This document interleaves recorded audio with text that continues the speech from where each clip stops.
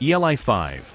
When people get scammed and money is transferred out of their bank, why isn't there a trail to easily find the scammer?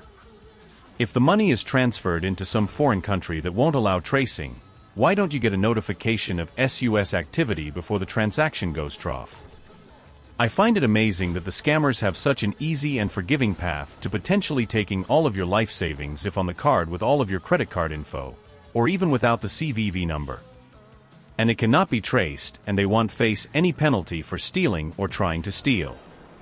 And why can't you set up your card that it requires an app approval or a PIN for all online purchases that would literally make the card info by itself useless? Any app protection you use in online store to confirm on your phone is by already trusted stores, making sure scammers don't use stolen info there, so basically only the businesses are protecting themselves. And if you say the scammers take the cash out somewhere, how can this be done without having a physical card put in the machine with PIN or showed at the bank counter with connected ID? Why does it feel like it's all set up for scammers to scam and get away with it, and you have to think of loopholes to protect yourself, but that even won't work if the employee at the bank leaks your CC info, even to never used card anywhere? One common strategy is to transfer the money through a transaction method that doesn't keep an adequate record of its customers/users. That's why some scammers ask you to purchase gift cards. You willfully buy a gift card, give the scammer the code, then they can sell that code to someone else.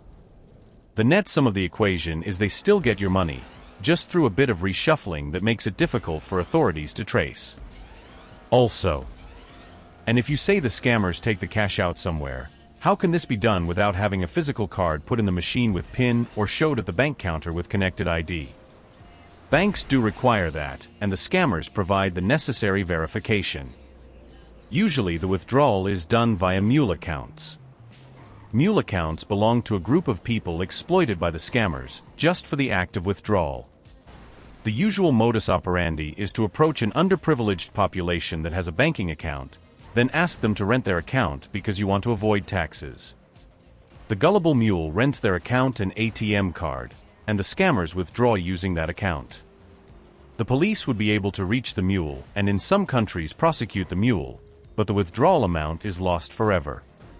The scammers won't provide any personal identification when renting a mule account. Some mule didn't even meet the scammers in person.